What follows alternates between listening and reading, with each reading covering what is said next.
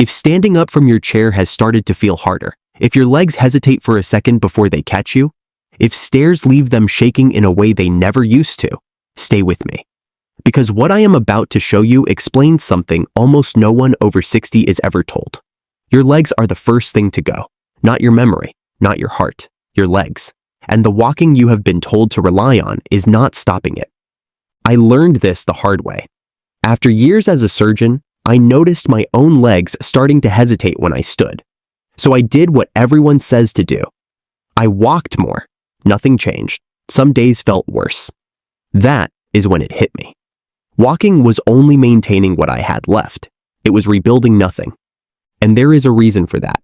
Starting in your 60s, you lose muscle power in your legs roughly twice as fast as you lose ordinary strength. And power is exactly what stands you up and catches you when you stumble. Walking does not touch it.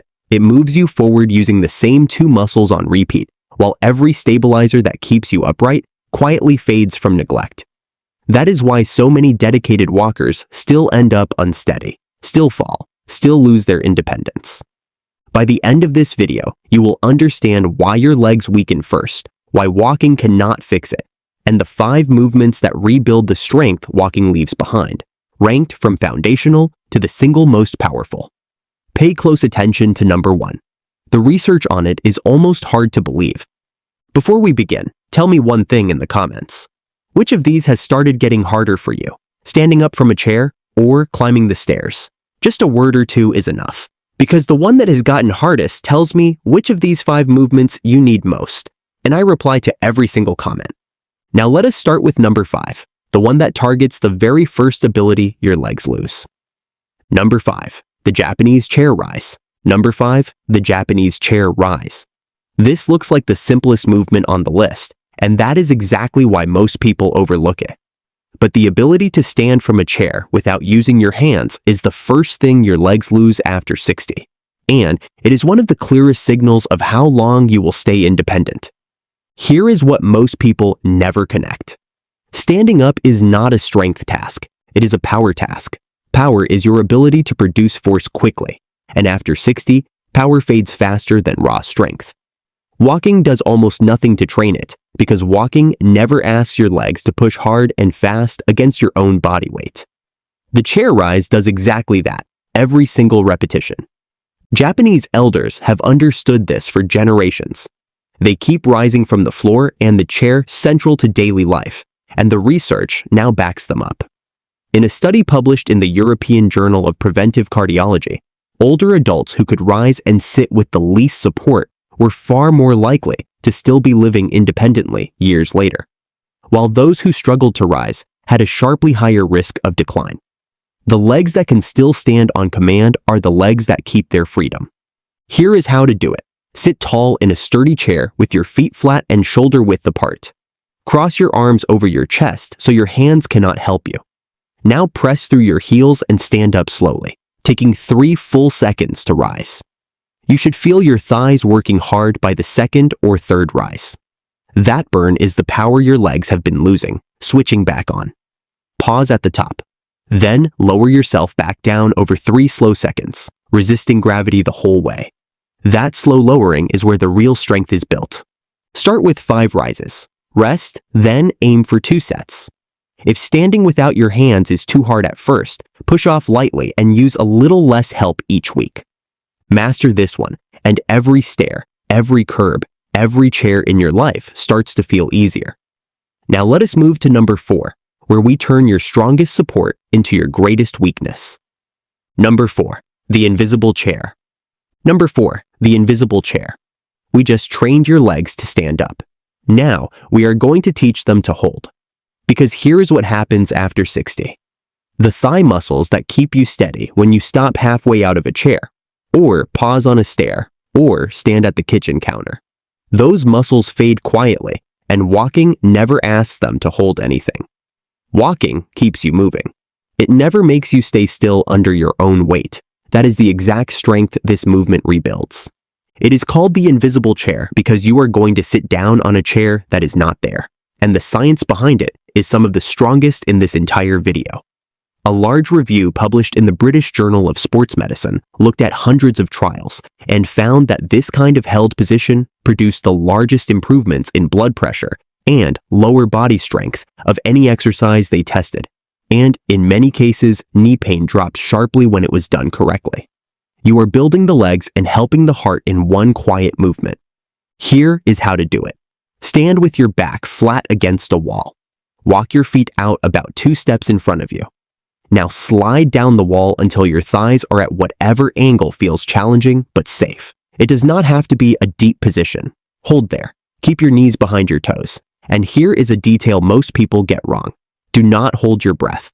Holding your breath during a movement like this can spike your blood pressure sharply, and one study measured jumps of around 12 points in adults over 70. So breathe slow and steady the whole time. The breathing is not optional. It is part of the exercise. Start with a 10-second hold, rest, and build toward 30 seconds over the coming weeks. Your thighs will start to burn, and that burn is the muscle waking up. And before we go on, if your legs are already feeling the difference, do me one quick favor and tap the like button. It tells me to keep making these. Now, number 3. Number 3, the slow motion step.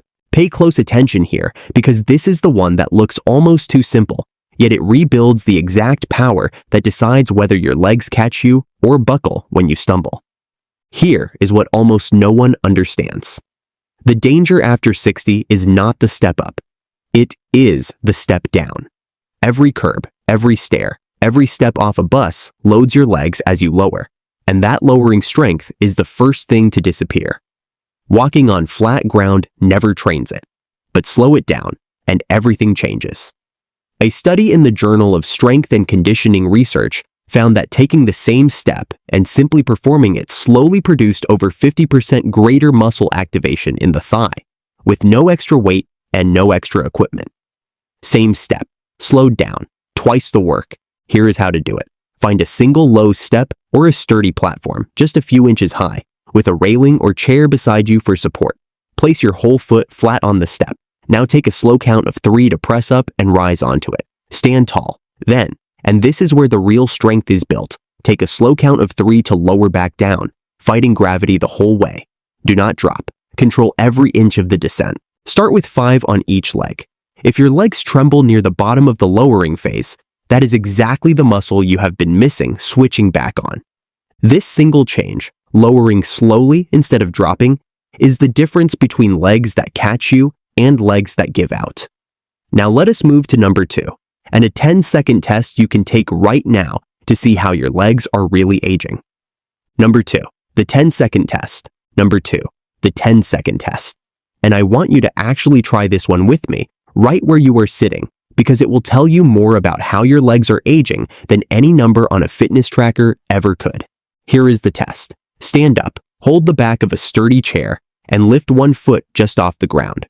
Now let go with your hand if you safely can, and see if you can hold steady on one leg for 10 seconds. That is it, 10 seconds. It sounds easy. For many people over 60, it is not. And here is why it matters so much.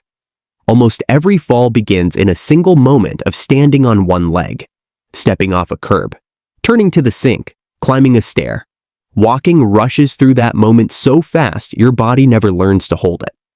A landmark study from the National Institute on Aging found that older adults who could hold a single leg stance for at least 10 seconds were dramatically less likely to suffer a serious fall and had far fewer balance-related injuries. The legs that can hold for 10 seconds are the legs that keep you upright when life surprises you. Think about it this way. The difference between catching yourself on a wet floor and ending up on it often comes down to this exact second of one leg balance. That is how much this matters. Here is how to train it. Stand tall beside your chair, fingertips resting on it. Shift your weight onto one leg and lift the other foot a few inches. Hold. Then lower slowly over 3 seconds, because that slow lowering is where your stabilizers work hardest. Start with 5 holds per leg, building toward 10 to 15 seconds each. And pay attention to your weaker side, because almost everyone has one. If one leg wobbles more than the other, give that leg an extra hold. That imbalance is often where a fall begins. When that feels steady, try turning your head slowly side to side while you hold. That small change wakes up the inner ear balance system that fades fastest after 60. Now let us move to number 1, the single most powerful leg movement I have ever tested. Number 1, the single leg hover. Number 1, the single leg hover. This is the one I promised you at the start. And it is the single most powerful leg movement I have ever put a patient through. When you understand the science, you will see why nothing else on this list comes close. Here is what makes it extraordinary. Most movements train a few muscles at a time. This one forces your brain to fire nearly every muscle in your leg at once.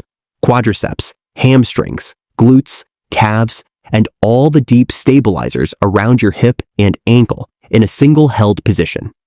And the research is almost hard to believe. In a study from McMaster University, sedentary older adults were split into groups. The walking group improved their leg strength by about 9%. The group doing this one movement improved by 64%. The difference was so large the researchers measured it twice to be sure. That is the gap between walking and this. Not a little better, not twice as good. A different universe of results. Here is how to do it. Stand beside a sturdy chair, one hand resting on it. Stand on one leg with your knee slightly bent. Lift the other foot just a few inches off the floor, hovering it behind your ankle. Now press your standing foot hard into the ground, like you are trying to push the floor away, and squeeze that glute tight. You are not moving. You are holding maximum tension. Hold for 10 seconds. Release for 5. Then drive the tension back up again. Do 3 rounds per leg. By the 3rd, your leg will tremble, and that trembling is your nervous system recruiting every fiber it has. If you do nothing else from this video, do this one. This is the movement that beats walking by a margin almost no one believes until they feel it. So there you have it. 5 movements that rebuild the strength walking leaves behind, in the order your legs need them most. The Japanese chair rise, to restore the power to stand. The invisible chair, to rebuild the thighs that hold you steady. The slow motion step, to train the lowering strength that catches you on every stair. The 10-second test, to wake up the balance that stops a stumble from becoming a fall. And the single leg hover, the one movement that activates nearly every muscle in your leg at once, and beats walking by a margin almost no one believes. You do not need a gym. You do not need weights. Just a sturdy chair, a wall, and a few minutes a day. Do not try to do all 5 at once. Start with number 5 today. Do it 3 times this week. Add the next one next week. Build slowly, and within a few weeks, your legs will feel steadier, stronger, and more dependable than they have in years. And here is my promise to you. You will likely feel the first change faster than you expect. Not in months. Many people notice their legs feel steadier within the first week or 2, simply because the muscle was always there. It was just waiting to be switched back on. And remember, walking is not the enemy. It is simply not enough on its own. These 5 movements are what walking was always missing. Now, before you go, I have one more video you need to see. If your legs ever feel heavy, swollen, or tired by the end of the day, that is a warning sign you should not ignore. And there is one simple movement that targets it directly. It is on your screen right now. Watch that next. It could change how your legs feel from here on.